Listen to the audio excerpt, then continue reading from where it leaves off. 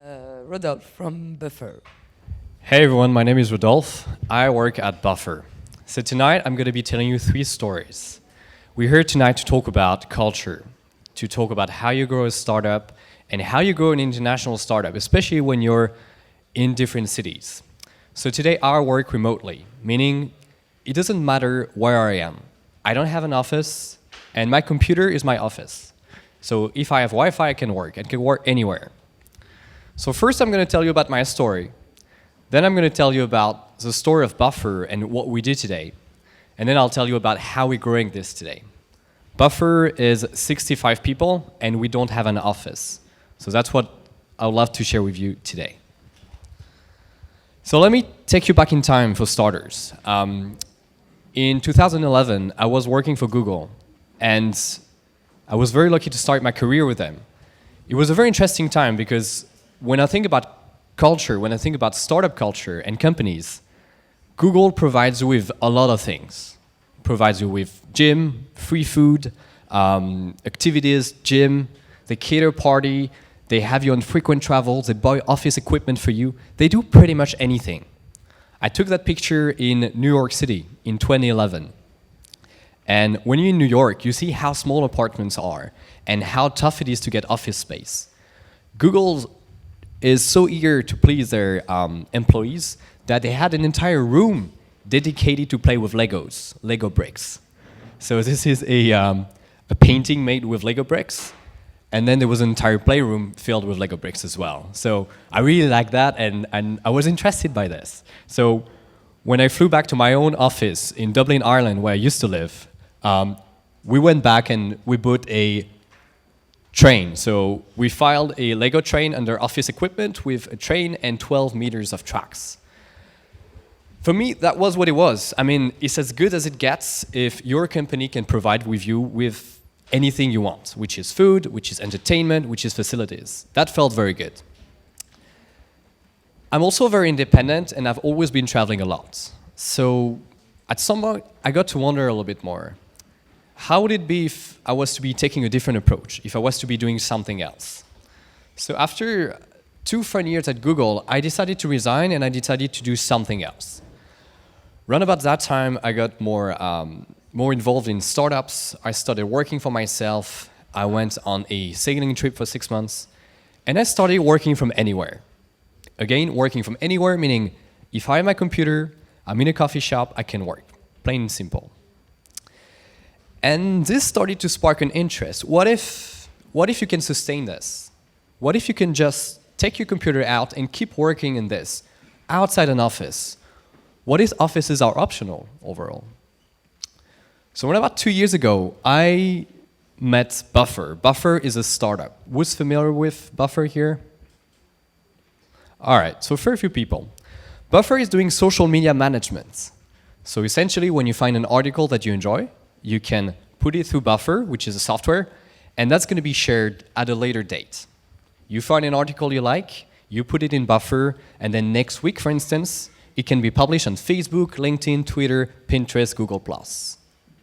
We help you share on social media. That's what we do. When I joined Buffer 2 years ago, we were 15 people. Fast forwarding to today, we are 65 people. So we did not go as fast as safe, but we're still on an interesting trajectory, as in we hire from everywhere. So all those fine people are in different cities here.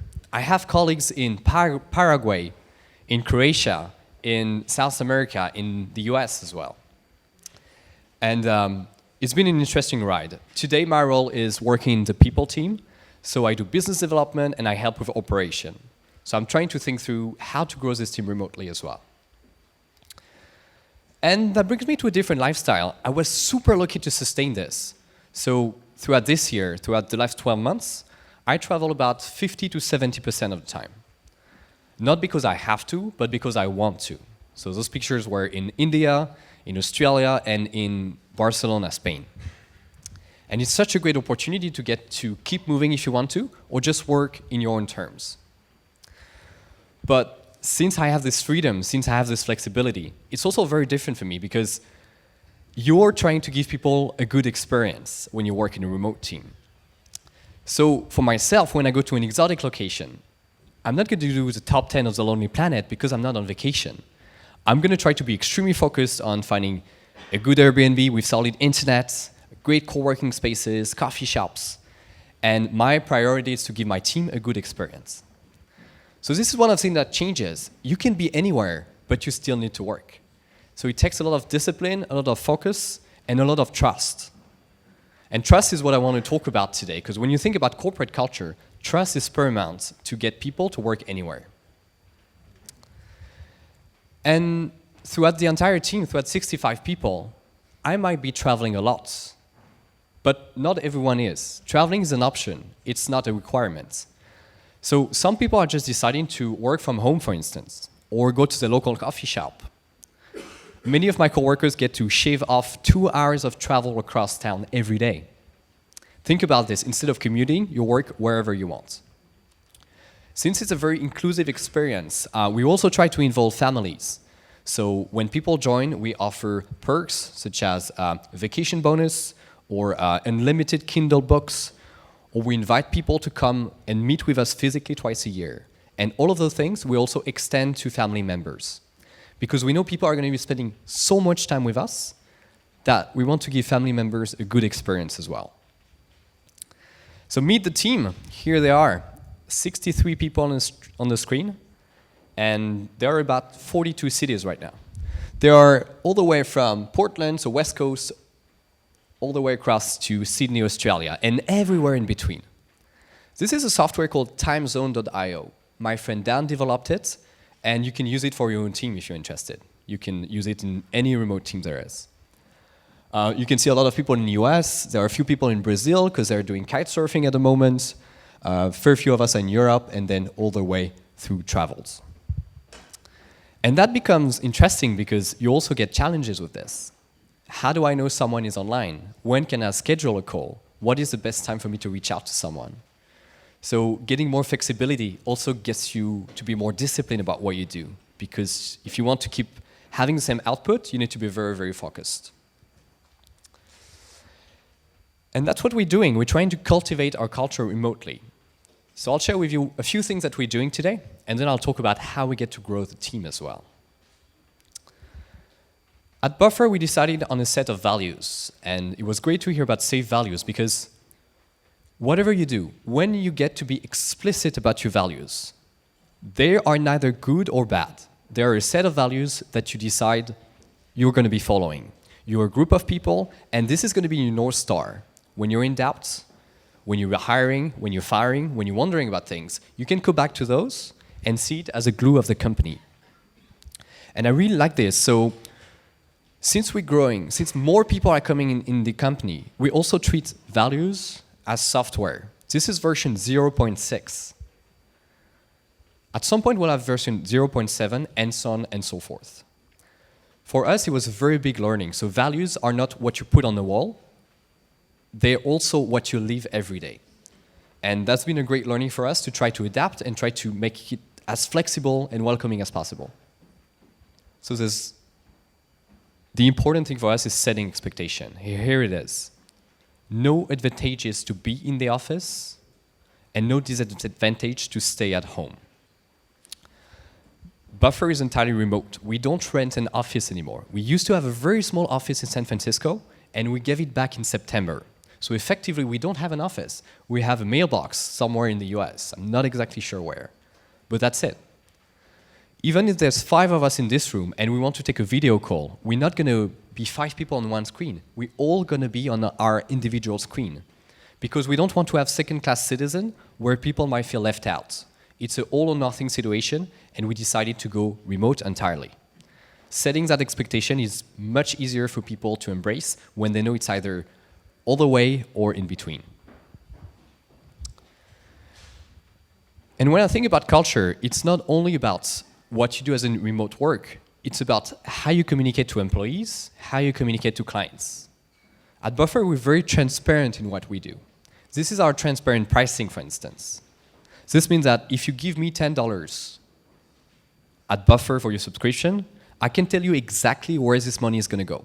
For $10 you give us, we're going to go salaries, $6, We're going to be on culture as well, which is doing retreats, getting people together someplace. And then we have hosting, fees, and profits. And we're very happy sharing that with everyone. We share it with customers, investors, and anyone who's interested. Trust underpins culture, and culture underpins remote work. So for us, remote work is a consequence of values we've been picking. And that's a very important thing. It also goes a long way in the numbers. So we also share our financial numbers. Today, Buffer is doing 7.8 million, closing up on 8 million per year. And that is something we broadcast live on a website. So we're very happy to share, and we're very happy to be very upfront about what it is we stand for here. You can find it on buffer.baremetrics.com. Same goes for diversity. When we think about hiring, I feel extremely privileged to have people in my team that are in different countries. The experience of sitting in a meeting with someone from Taipei, someone from Croatia, someone from France, and someone from South America is awesome.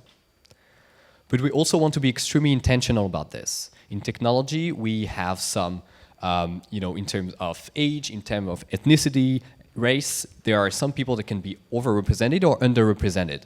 So we also have a live dashboard with diversity. If you think about applying at Buffer, you can see where applicants come from and how diverse the team is from the get-go. We feel that it's important for us to work on it proactively and be very explicit about this. And culture is what you live, is not what you say. This comes from our chat room.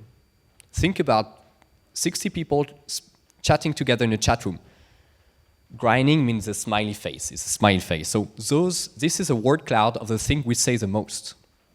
Look at the entire communication in the entire company. This is what comes up the most often. And when you think about being in a permissive environment with like awesome, with positive vocabulary, with empathy as well, it changes everything. We're not in an office environment, so the difference is life is going to happen. It can happen that you're sitting at home and you need to pick up your skills, your kids from school, for instance. Or that you feel sick one morning and you cannot work. The empathy that we're trying to propagate through the company needs to be much higher because we don't have small talk so much. In most companies, you can go to the coffee machine and you can talk about things. You can talk about your weekend. You can talk about what you're going to be doing tonight. You can do a happy hour on Friday. We can't do that so much. So we really need to communicate more together in order to recreate this social fabric and make it a good experience. Whoops. We're also huge believers in meeting face-to-face. We are a remote company. We are entirely distributed.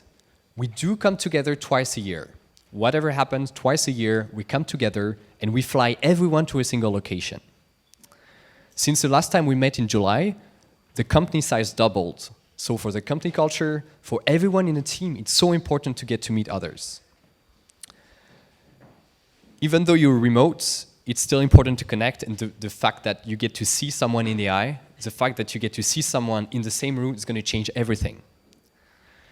It's actually interesting because we see so little of each other, run about that much of body space through the camera, that when you get to meet someone, although you'd work with them for 5 months, sometimes they're much taller or shorter than you'd imagine, because you never see them before.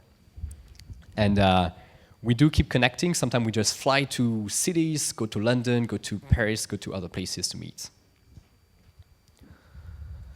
And we had to adapt our tools as well. The tools we've been using have changed quite a bit. The tools we used as a 15-people team is different from what we use today. We used to be on HipChat. We've moved to Slack last week, so very recent. We're in the process of moving to Dropbox Paper. Hackpad is closing down, so we have to do this. Hangout is 10 people. It's a great capacity, but now that we're 60 people, we cannot use Hangout so much anymore, so we moved to Zoom.us. We also got rid of some tools, and we added an expense tool and a security tool named Okta, so that we can do onboarding a lot more secure. And this company culture, when you think about it, it goes two ways, because on the one hand, you want to have very diverse people. You want to grow the number of people in your company.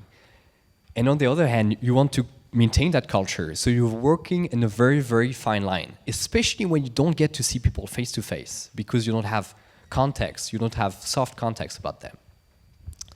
So I've been fascinated by this, and I've been working on this for about 2 years now. I send a newsletter every week, every month to about 10,000 people about this, and I'm co-writing a book on this topic. So what I do for fun is I go around and I interview people in companies that are large remote companies to see how they do it as well. I'd love to share how it is we do it at Buffer. So when you think about hiring new people, if you are in Paris today, usually you can hire people that live in Paris and people that are willing to move to Paris. They'll come to your office, they become employees, and that's great. The luck we have is we don't have boundaries in what we do. So we're able to hire people wherever they are. So the talent pool is massively more significant, which is very interesting. It's also much harder to get a sense of who people are because we're going to be extending offers, we're going to be welcoming people to the team without having met them. So we've introduced something new, which has been published 2 hours ago. So this is brand new from today, from this morning Eastern time.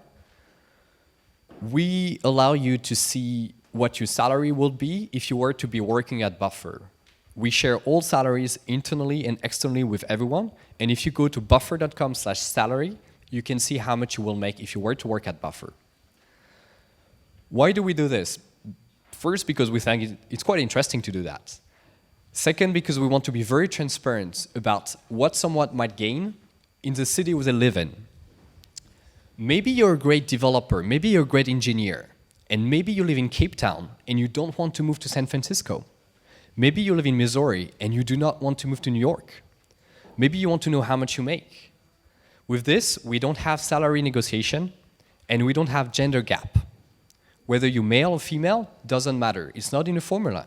You are a Buffer team member, so we don't have a discrepancy in our salaries.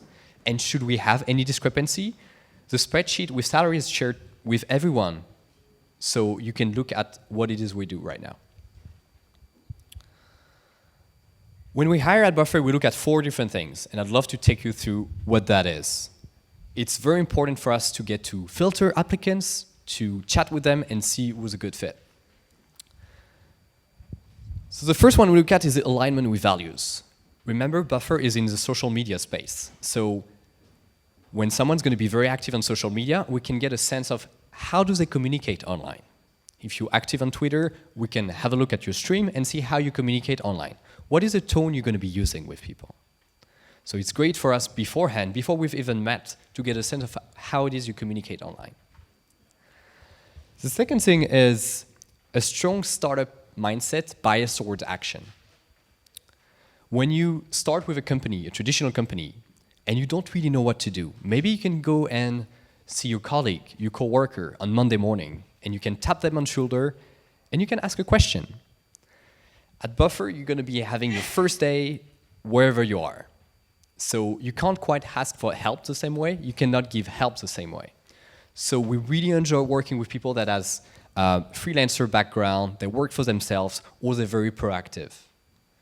You should be able to get feedback and to ask for feedback as well. So we know we can be very proactive about those things. The other thing is we really look for people that enjoy the product. And that's a crazy one. We ask most people that apply to Buffer to be using our product for 3 months.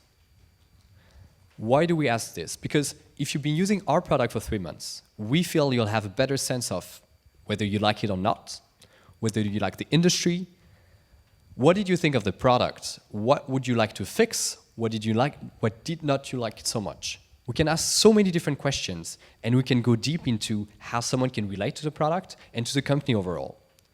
So for us, the most important thing is to try and hire people from the community just as much as from the outer internet. We have very good experience with hiring people from user base and the community overall. And the last thing we do is skill and experience. When we think about hiring in 2015, I've been lucky to go through about at least 1,000 applications this year. Buffer gets about 2,000 applications per month, And we send a no, a straight no, on 92% of those. So we filter quite a bit.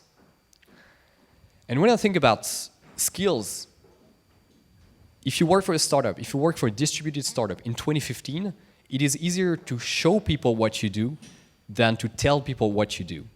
We don't ask for CVs, for instance.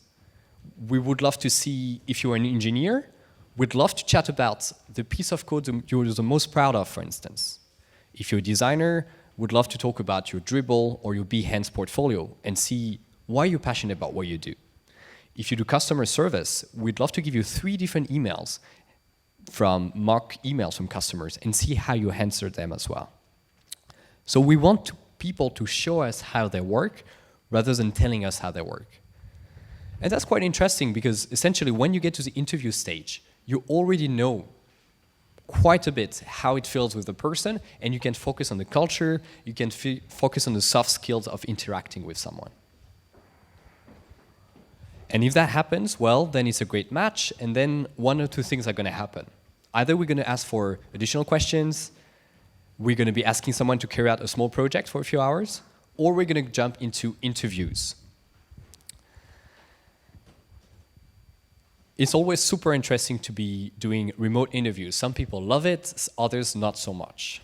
When I got hired by Google in 2011, I've done all my interviews remotely. So in 2011, it was already a great way to do it, and now we still do it in 2015. So we usually go 3 rounds, so you'll talk to someone about culture, someone about the role, and then you'll talk to someone in leadership. Once you've seen your portfolio, once you've got back and forth with you by email, we've seen your social media profiles, and we had 3 interviews, we feel quite confident about whether we want to make an offer or no. And this is pretty much what happened. We don't get to see much of each other as a remote team. So we don't say, you're going to come and work with us full-time today. We say, we're going to have a bootcamp. A bootcamp is 45 days. For 6 weeks, you're going to be in a trial period. And you will have full access to everything, to our code, to our password, to our software, to our payment system, and so on and so forth. We'll consider you as a full-time team member, and it is our goal to give you the right keys for you to graduate from bootcamp and join us full-time. So we really try to set people up for success, and in the past we had a 2 out of 3 graduation ratio. So it's been interesting for applicants coming on board to see whether they like it as well, which is a huge one. Some people love it, some people not so much, and it's quite natural. But it takes more than few emails and few video calls to see it. It takes weeks on the job to see how it feels for you. So we set people up with buddies. Anyone that enters Buffer Bootcamp is going to have 3 different buddies. We have someone that is good about the role, which is, if you're an engineer, you get paired up with an engineer. We have someone which is a leader buddy, so someone that has experience giving tough feedback. That person knows to give good feedback, tough feedback. In the end, they will make the call whether you're going to be staying or not staying. It's always a conversation between the bootcamper, the leader buddy, and the other buddies. And also the culture buddy. Culture buddy is going to teach you the ropes. They're going to tell you about accounting. They're going to tell you about the fun things. If they have feedback points, they'll tell you about it as well. So it's a bit of a team. You're not there alone. You're there as a team of 4 people, and we try to set you up for success. We also encourage people to meet face-to-face. During those 6 weeks, we'll happily pay for people to meet up the closest team member. So sometimes it's very far away, sometimes it's very close, but we want people to see each other face-to-face to see whether they like the spirit of the company as well. At the end of the 45 days, we meet and we try to see what happens. If someone is successful in the bootcamp, we love for them to graduate from bootcamp earlier than this, maybe after 4 weeks. If they don't like it at all, we're very happy with people finishing their bootcamp early. Whether it comes from them or from us, we'd rather people spend their time on something they really love. So if bootcamp doesn't work out after 2 weeks, we're still going to pay you the full 6 weeks. We're very happy to see you go to something you like do better, and we're still going to foot the full amount of bootcamp. Zappos does this as well. They're going to have you in, and they're going to see whether you like it enough to stay. And if you don't, it's fine. We'd rather have people be happy elsewhere than unhappy at Buffer. And going forward, this has been quite a journey. We are 65 people. We don't have an office. Other companies like Automatic, for instance, has 500 people, and they don't really have an office. They have a dedicated co-working space because they needed to have one, but they don't go to the office.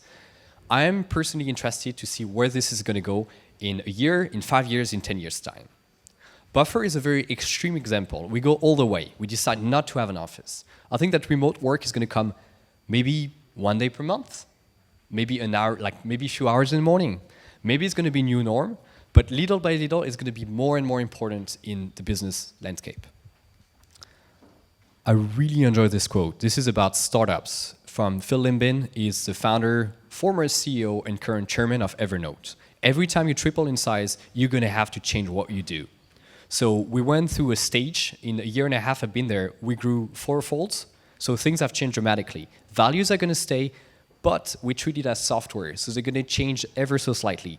Tools have changed. Structure has changed, a lot of things changed. So I can't wait to see what the next evolution is going to be, and that's what we start building today. Next steps, what's next? In January 2016, we are extremely lucky to be heading off to Hawaii. So we are 90 people, 70 team members, and 20 significant others. So boyfriend, girlfriend, husband and wives, kids are invited. Buffer will pay half of their travel and the full travel for team members. We're getting together for 10 days. We do that twice a year. We've been to Reykjavik, Sydney, New York, Cape Town, Bangkok, and the US as well. So every 6 months, we vote on a location and we go there. If that sounds interesting, if the company culture sounds interesting, we are hiring today. So we have 12 open positions, and they're listed on buffer.com/journey. Also, I really enjoy remote work. So exactly a year ago, and I mean a year ago from today, I started remotive.io. Remotive.io is a newsletter. I send it to over 10,000 people about remote work and about productivity. It's been featured in the press quite a bit, and I list best practices on remote work, my favorite productivity techniques, and for the last 4 months, I've been co-writing a book. It's due in 2016. If you're interested by remote work, that's the place to go. I will keep people updated on this one too. And that's pretty much it for me. This is it for Buffer. I would love to take any questions. That was fast. Hi, Karel from Liban. In my case, we work with a team which is a little larger than yours, but the way we did it is that we do have office, but we have several offices. So we have remote teams, but that are usually a bunch of people.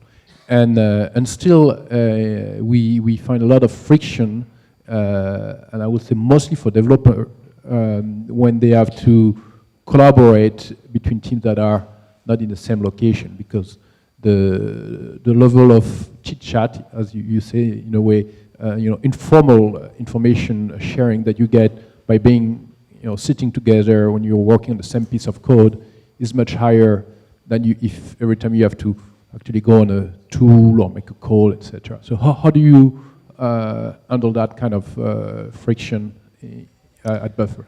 Yes, so that's a great one. When you think about being in an office versus being remote, you have two things. You have small talk around the water cooler, around a coffee machine, and you have serendipity. Serendipity is the both of us are going to meet. We're going to talk about that ideas, and we can sketching it right away. So we are missing out on some aspects of this. That is for sure. Like, we're never sure how it's going to turn out to be. There's productivity on the one hand and creativity on the other end. When we think about GitHub, when we think about InVision, for instance, programmers and designers now have a lot, like, tools have been improving a lot to collaborate, but we really think that at the root of it all, it's spending more time together. So flying to see everyone twice a year, bare minimum, maybe 3 times a year, and establishing trust, as in we still need to be relating quite a lot. I don't think that we can get rid of the friction altogether and create the perfect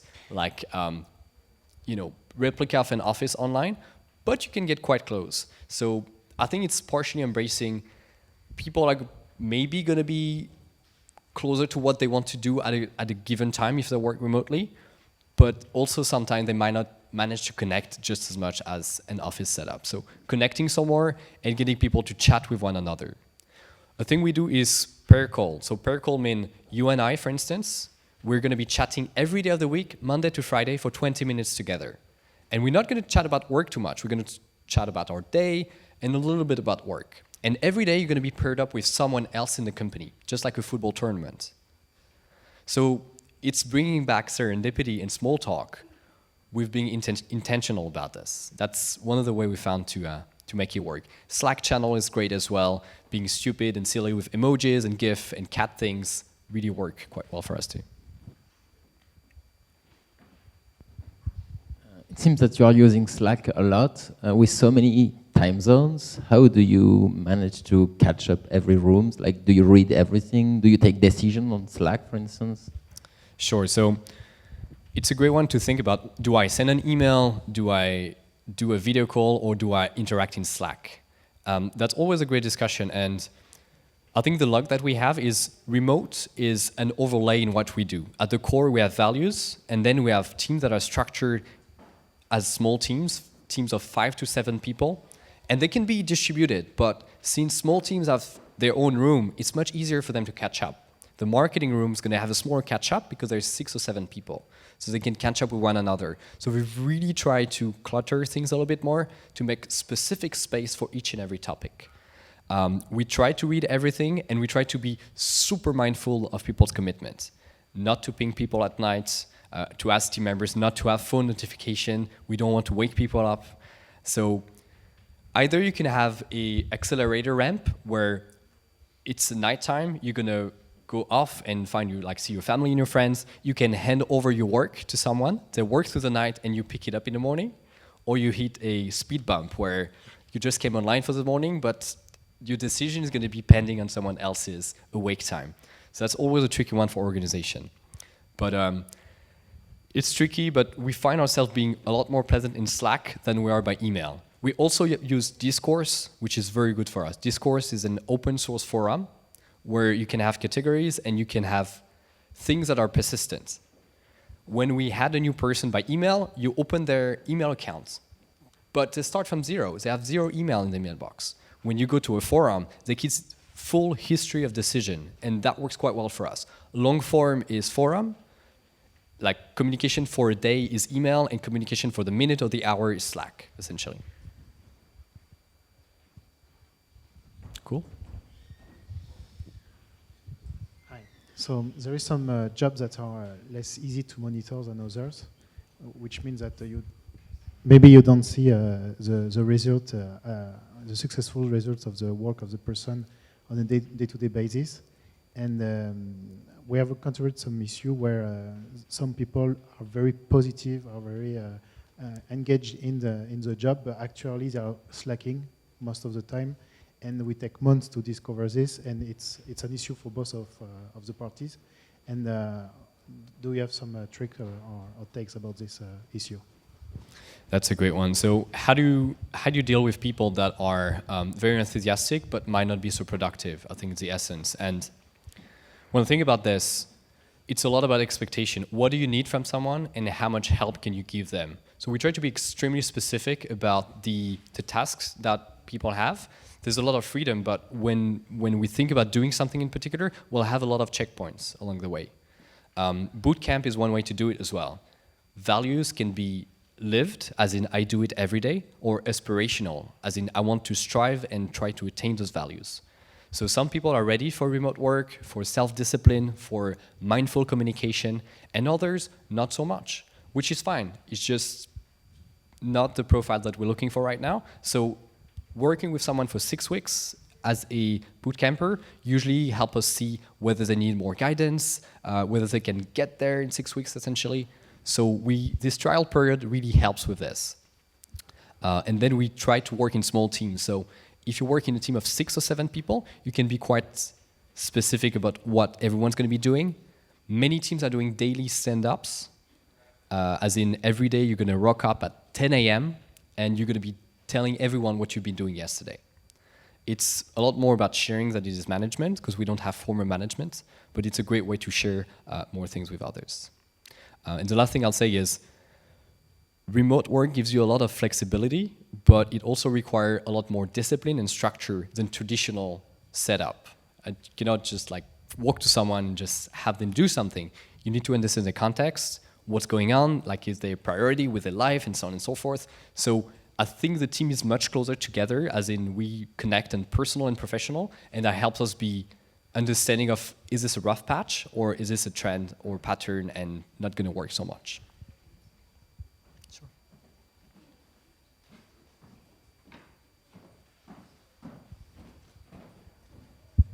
Hi, sorry, I came in late, so I'm not sure if somebody brought this up already, but do you find that, have you experienced a lot of issues with cultural nuances and differences with employees in remote offices, and how do you deal with that and overcome that? Sure, so cultural differences across countries, for instance. When you get people that are extremely diverse in a room, fun things happen. You can have someone from so many different countries, they might not speak the same language. It applies with different countries, and it applies with different companies as well. The way I used to be a successful employee at Google is a very different way I am now striving to be a successful employee at Buffer. Google was a number-driven culture, very direct, very get to the point, where Buffer is a lot more about empathy while still getting things done. So there's again, the bootcamp is a great way to do this, 6-week period where people are on trial period, to get to see how you communicate. We also have people from Latin country, from like English-speaking countries. So it's super different to see someone from Germany interact with someone from Taiwan, and so on and so forth. Since we do startup, since we value speed, since we are present in social media, it tends to be a common ground that we have all together. We sort of all speak startup, we all speak social media, and we all speak self-improvement, positivity, transparency. So I feel that the values we hire for are somewhat trumping the cultural differences we have, because we hire rather for values rather than for like a cultural trait, for instance. So that feels pretty good, and hopefully we get to maintain our mix this way.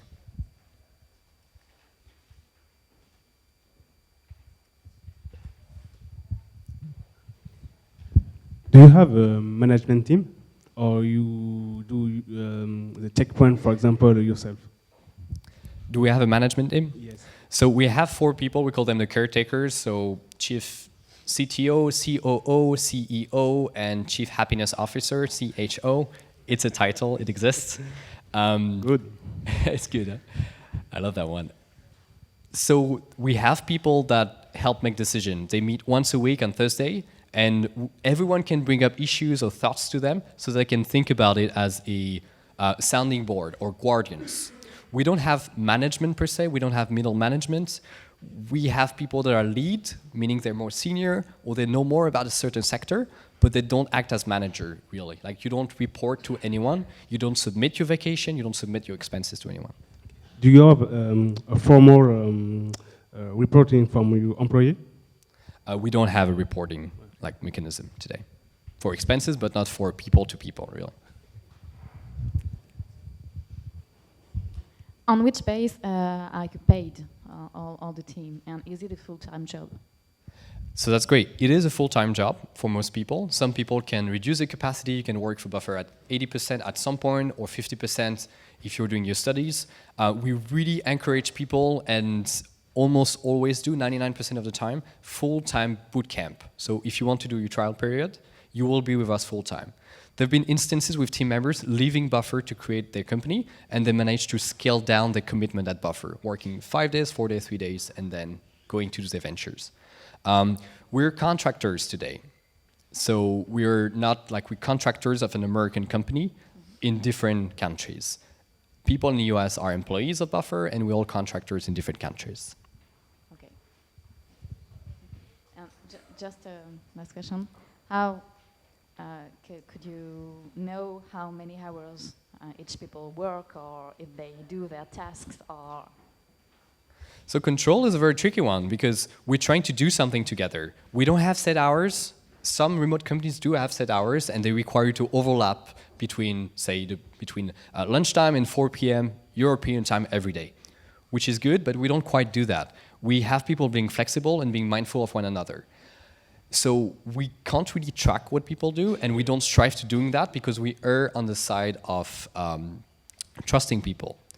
How will this scale and how could this scale? It's a very interesting question for us to find out, to go from 70 to 100 to 150, and maybe we'll have to rethink things. But today has been working quite good to let teams self-organize. So 4 people are setting up the vision, as in 3 months, 6 months, 1 year, 2 years, and then team are self-organizing to reach what it is that those 4 people have decided. Okay, so you have like a schedule, so you can know when him is working, or so we have a Slack like channel if people is on or off. Yeah, so essentially my colleague Tom said something I really enjoy, which is when I open Slack or HipChat, so the chat room, it feels like I'm walking into the office. And then when I'm done with it, I'm just exiting the office. Some people choose to have Slack on their phone, others decide not to have it. They have their phone numbers written down in case of emergency, but they say if I'm on my phone, maybe I shouldn't be working because it's another dimension. So everyone gets to choose how involved they are, but it's a great one to see a distinction between your office and your personal time as well. But we know Slack, so sometimes a colleague could ask you for something is quite urgent, and you have to answer. So you answer, you just answer. So we really try to be empathic about what people's schedule are. It's part of it is self-organization, part of it is the commitment to other people. So if you have a engineering emergency or a marketing deadline, people can ring people up on their phone because it's very important for the company.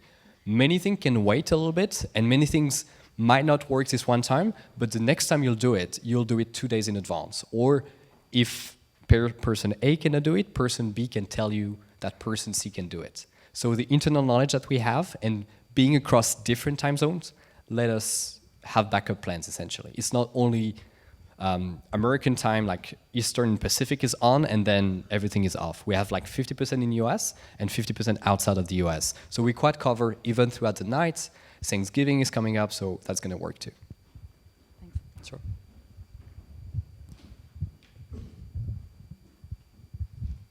I'm interested to know, how do you deal with the employees' holidays? Do you have a unified set of public holidays for your employees? Holidays for people working in different countries. Thanksgiving is coming up, and it's a huge vacation in the US. Thursday, everyone's going to be off. Friday, everyone's going to be off as well. So people in Europe are going to jump in because they don't observe Thanksgiving so much. And there's always a good overlap like this. We do not have a very good way to handle holidays today. We have an unlimited vacation policy where it's for you to ask your colleagues, not your manager, but your colleagues, how it feels for you to go away during that time period. So we try not to have everyone leave at the same time, otherwise business is going to stop. But we're really happy to see people take personal time, and we encourage this. We go as far as to pay extra every year. Every employee gets $1,000 they get to spend on vacation every year. And for each dependent you have, so spouse, boyfriend, girlfriend, you get to have an additional $500. Same goes for your kids. So when we had unlimited vacation and no bonus, people weren't taking it so much. Now that we have the bonus plus leadership is taking vacation because you're always going to be mimicking what other people are doing, which is very natural. Now that more people are taking vacation, it becomes normal. And it feels a lot more healthy. People can kick back, relax, and have their personal time.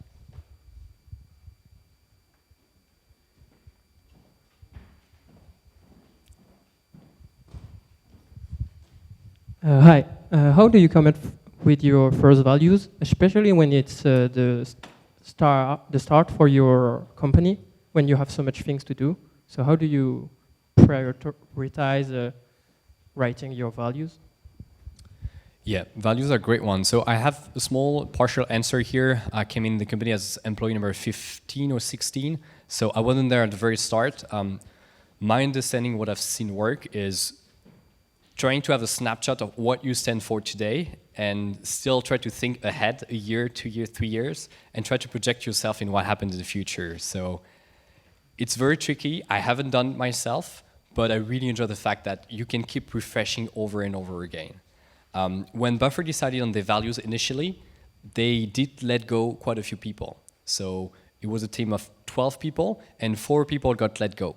Through defining their values, they had to let go a good percentage of the company so that they will strive and start in a new base again. So it can be painful, it can take time.